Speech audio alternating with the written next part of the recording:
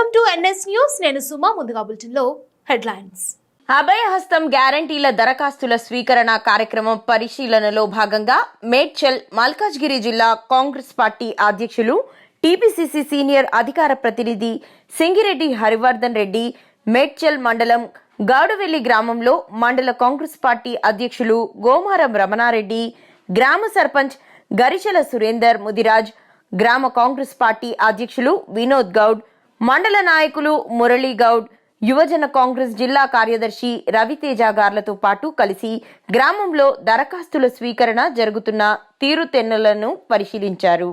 ఈ సందర్భంగా మండల ఎంపీడీఓ, ఈఓఆర్డీఏలతో కార్యక్రమం జరుగుతున్న విధానాన్ని పరిశీలించి వారికి తగు సూచనలు చేశారు. ప్రజాపాలనలో భాగంగా ఈరోజు గౌడవెల్లి గ్రామంలో రెండో రోజు దరఖాస్తులు ప్రజల నుంచి స్వీకరించడం జరుగుతూ ఉంది. ముఖ్యంగా కాంగ్రెస్ పార్టీ అధికారంలోకి వచ్చిన తర్వాత ఏదైతే 6 గ్యారెంటీలు చెప్పినామో సోనియా గాంధీ గారు, రాహుల్ గాంధీ గారు, మన ముఖ్యమంత్రి రేవంత్ రెడ్డి గారు చెప్పినటువంటి ఆ 6 గ్యారెంటీలను ప్రజలకు అందించాలనేటువంటి ఉద్దేశంతో ప్రజాపాలన పేరుతో ఈరోజు దరఖాస్తులు తీసుకుంటున్నాం.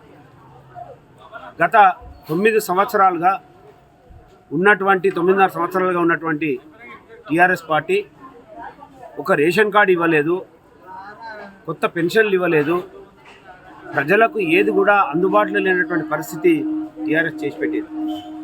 మరి ఈరోజు కాంగ్రెస్ పార్టీ కొత్త రేషన్ కార్డులు ఇవ్వడానికి, పెన్షన్లు ఇవ్వడానికి, మరి ఆనాడు 2,000 రూపాయలు ఇస్తే ఈరోజు 4,000 ఇచ్చి మరి అందరికీ పెన్షన్లు ఇవ్వాలి, అందరికీ రేషన్ కార్డులు ఇవ్వాలి. అదేవిధంగా జాగా ఉన్నటువంటి వాళ్లకు 5 లక్షల రూపాయలు ఇల్లు కట్టుకోవడానికి ఇవ్వాలి.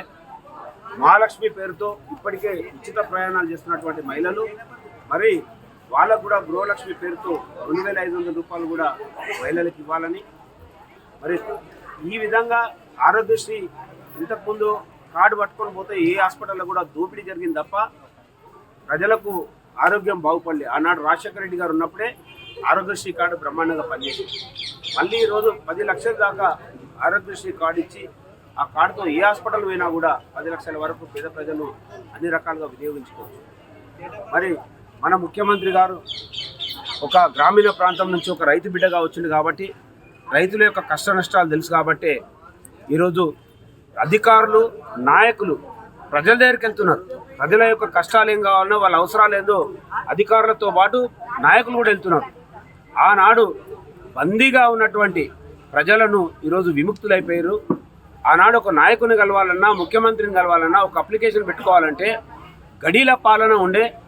గడీల పాలనలో, రాచరిక పాలనలో ప్రజలు నలిగిపోయినారు. ఈరోజు అప్పుల పాలు చేసిపోయారు. ఒక్కొక్క పుట్టినటువంటి ప్రతి బిడ్డ మీద 1,50,000 రూపాయలు అప్పు చేసిపోయాడు కేసీఆర్.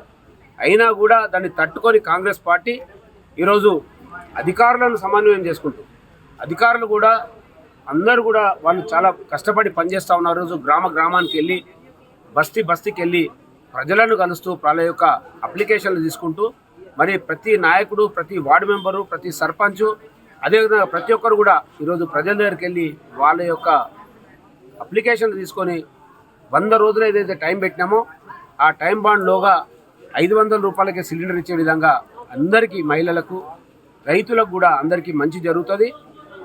ఆ భగవంతుడు కూడా దయదలిచి మంచి కాలం కూడా ఈసారి మంచిగా అయితే రైతులు కూడా అందరూ బాగుపడతారు. మద్దతు ధర వాళ్ళకు ప్రభుత్వం, కేంద్ర ప్రభుత్వం ఇచ్చే మద్దతు ధరతో పాటు మరి రైతుకు కూడా 500 రూపాయలు, మరి క్వింటాల్కు, ఒక ఎకరాకు 500 రూపాయలు ఇవ్వాలనేది నిర్ణయం చేసిండ్రు. మరి తప్పకుండా కాంగ్రెస్ పార్టీ ప్రజల కోసం ఉంటుంది. తప్పకుండా వాళ్ళకు అన్ని రకాలైనటువంటి సౌకర్యాలు చేసే విధంగా మేము కూడా అధికారులు కష్టపడి పనిచేస్తారు. వాళ్ళతో సమన్వయపరచుకొని పనిచేస్తామని సందర్భంగా తెలియజేస్తాం.